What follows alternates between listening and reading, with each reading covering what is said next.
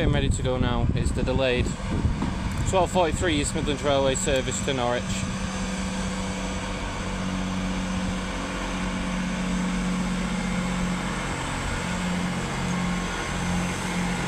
(158,858) and (158,812).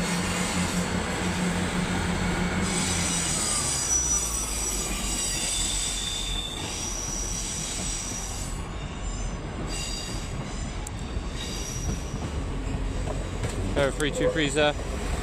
Heading out now is the Northern service. Heading for Rosehill Marple.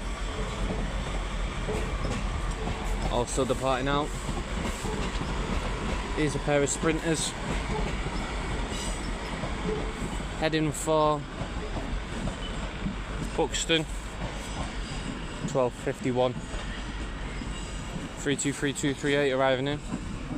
Off the service from the crew.